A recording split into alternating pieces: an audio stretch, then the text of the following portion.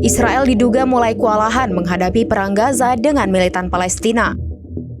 Terlebih hingga saat ini Israel telah kehilangan 90 pabrik makanan imbas pemboman dari Hizbullah di wilayah utara pendudukan. Dilansir dari Al-Mayadin pada Selasa 23 Juli 2024, serangan Hizbullah ke Israel semakin membabi buta dalam beberapa waktu belakangan. Baru-baru ini Hizbullah juga mengaku telah melenyapkan pabrik pangan Israel menggunakan roket. Hizbullah mengatakan roketnya menghancurkan visi teknologi pangan di Galilea.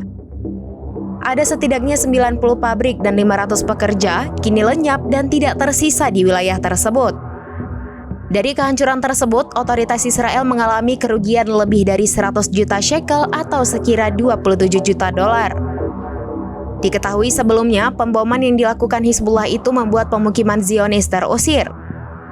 Selain pabrik, ada setidaknya 80.000 pemukim Israel di wilayah tersebut yang terpaksa harus mengungsi akibat rumah-rumah mereka diserang peledak Hizbullah.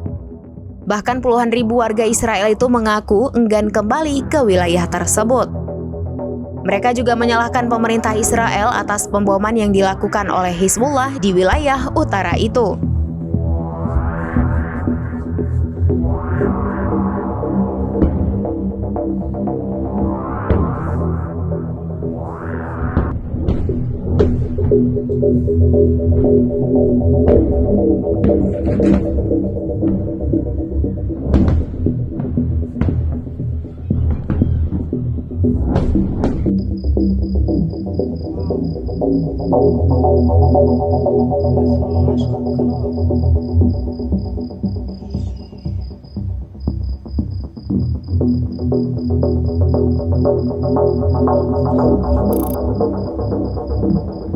Download Tribun X sekarang, menghadirkan lokal menjadi Indonesia.